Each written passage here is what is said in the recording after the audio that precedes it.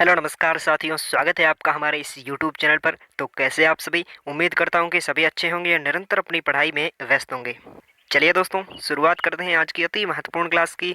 और इससे पहले एक मोटिवेशन कोड जो आपको ऊर्जावान बनाएगा, आपके चेहरे पर मुस्कान को लेकर आएगा कि वैसे तो मेरी कोई खास वजह नहीं है कामयाब होने की, बस दिल में एक जिद लिए बैठे हैं तकदीर को उसकी औकात याद दिलाने की। भाई साहब, क्या गजब की लाइन है दोस्तों। मतलब दोस्तों, जिन्होंने कहा था ना दोस्तों कि तेरे बस की बात नहीं है, जिन्होंने दोस्तों आपके माँ बाप से कहा था ना दोस्तों कि तेरे बेटे या बेटी से कुछ नहीं हो सकता, उन्हें बस याद दिलाने की दोस्तों, उन्हें बस उनकी औकात याद दिलाने की दोस्तों एक जिद है।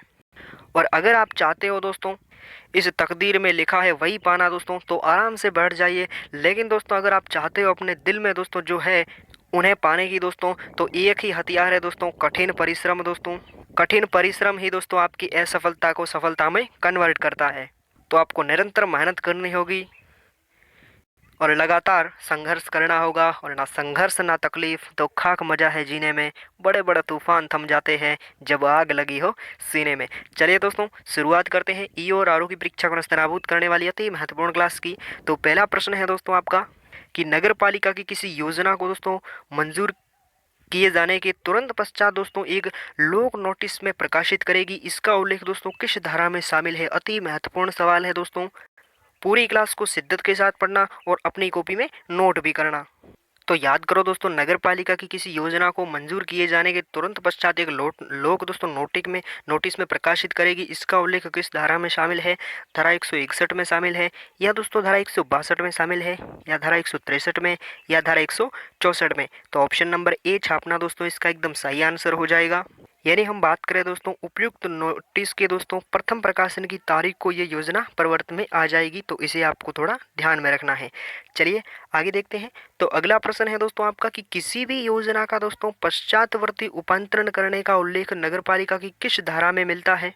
आज की क्लास दोस्तों राजस्थान नगरपालिका की जितनी भी योजना है दोस्तों उनसे संबंधित है दोस्तों, और उनसे संबंधित पुनरीक्षण है और दोस्तों उपांतरण है और मंजूरी के लिए अपनाई जाने वाली प्रक्रिया, सारे क्वेश्चन है जो कि आपको देखने को मिलेंगे। तो याद करो दोस्तों, किसी भी योजना का पश्चातवर्ती उपांतरण करने का उल्लेख किस धारा में मिलता है? धारा 164 में मिलता है, या दोस्तों धारा 163 में मिलता है, या धारा 162 में, या धारा 165 में? तो ऑप्शन नंबर सी छापिएगा दोस्तों, इसका एकदम करेक्ट आंसर हो जाएगा। किसी भी योजना का पश्चातवर्ती उपांतरण करने का उल्लेख नगर पालिका की धारा 162 में मिलता है। यानी हम बात करें दोस्तों, इस धारा के अधीन योजना का कोई भी उपांतरण दोस्तों तब तक नहीं किया जाएगा जब तक कि दोस्तों राज्य सरकार द्वारा इसका अंतिम रूप से अनुमोदन न किया जाए।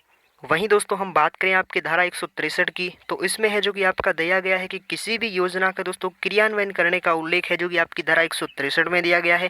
तो धारा 163 को भी आपको थोड़ा नोट करना है। वहीं दोस्तों आपका अगला प्रश्न है, अगला है दोस्तों आपका कि मास्टर विकास योजना की मंजूरी और दोस्तों उपांतरण और परिवर्तन से संबंधित तो दोस्तों पूर्वगामी धाराओं के उपबंध यथावश्यक परिवर्तन सहित लागू होंगे, इसका उल्लेख दोस्तों किस धारा में शामिल है? आज की क्वेश्चन दोस्तों राजस्थान की नगर पालिका की जो योजना है उनसे संबंधित है दोस्तों, और ये क्लास दोस्तों आपके एग्जाम की दृष्टि से अति महत्वपूर्ण साबित होने वाली है। तो याद करो दोस्तों, धारा 164 में है, या दोस्तों धारा 165 में है, या धारा 166 में है, या धारा 163 में है? तो ऑप्शन नंबर ए छापिएगा दोस्तों, इसका एकदम करेक्ट आंसर हो जाएगा। मास्टर विकास योजना की मंजूरी और दोस्तों उपांतरण और परिवर्तन से संबंधित दोस्तों पूर्वगामी दोस्तों धाराएं हैं, उन धाराओं के उपबंध में यथावश्यक दोस्तों परिवर्तन सहित है जो कि ये लागू होंगे, इसका उल्लेख है जो कि आपकी धारा 164 में दिया गया है। वहीं दोस्तों आपका अगला प्रश्न है कि नगर पालिका की योजनाओं का पुनरीक्षण करने का उल्लेख दोस्तों किस धारा में दिया गया है? धारा 164 में दिया गया है, या तो धारा 165 में है, या दोस्तों धारा 166 में, या धारा 167 में? तो ऑप्शन नंबर ए छापिएगा दोस्तों, इसका एकदम करेक्ट आंसर हो जाएगा। नगर पालिका की योजनाओं का दोस्तों पुनरीक्षण करने का उल्लेख है जो कि धारा 165 में दिया गया है। यानी हम बात करें दोस्तों, यदि राज्य सरकार या दोस्तों नगर पालिका की उस तारीख से दोस्तों 10 वर्ष के भीतर जिसको कोई योजना या इस अधिनियम के अधीन दोस्तों परिवर्तन में आती है, तो कभी भी ये है जो कि राय हो कि कभी ये राय हो कि ऐसी योजना का दोस्तों पुनरीक्षण आवश्यक हो, तो राज्य सरकार या दोस्तों नगर पालिका को है जो कि पुनरीक्षण का निर्देश दे सकेगी। यह है जो कि नगर पालिका स्वयं की प्रेरणा से भी नया नागरिक सर्वेक्षण यदि आवश्यक हो तो करवाने, और विद्यमान भू उपयोग मानचित्र तैयार करवाने, मानचित्र तैयार करवाने के पश्चात है जो कि पुनरीक्षण भी कर सकेगी। तो इन सारी चीज़ों को आपको नोट करना है। वहीं दोस्तों आपका अगला प्रश्न है कि आपराधिक विकास को दोस्तों हटाने की अपेक्षा करने की शक्ति नगरपालिका की किस धारा में उल्लेखित है।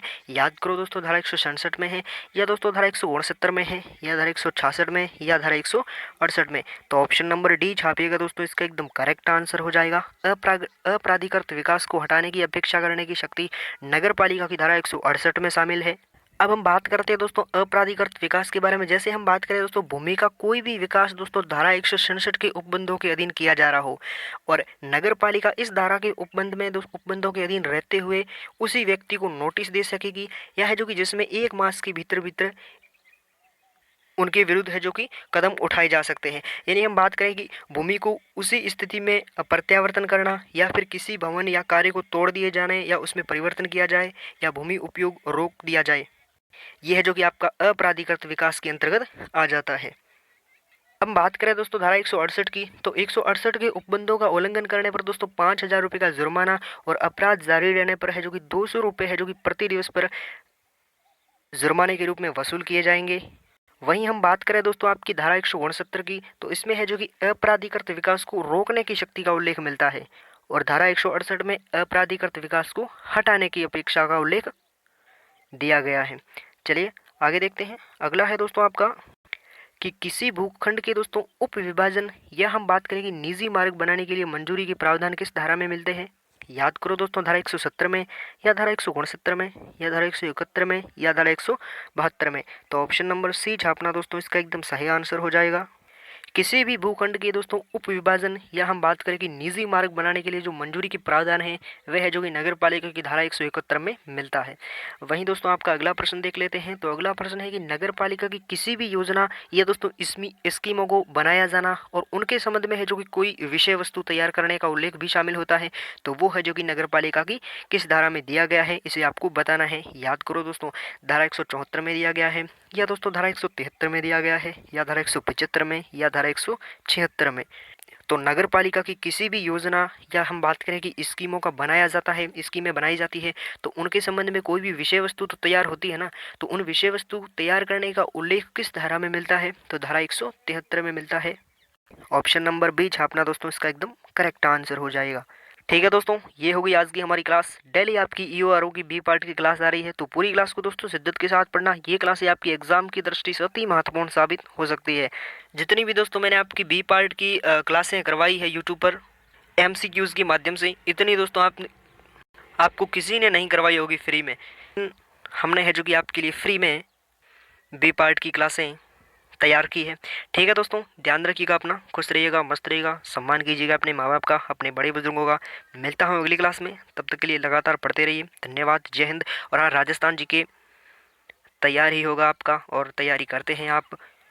और पॉलिटी की अगर हम बात करें तो आपके आंकलन के लिए है जो कि पॉलिटी की पूरी क्लासें भी ले रखी है। ठीक है दोस्तों, धन्यवाद, जय हिंद।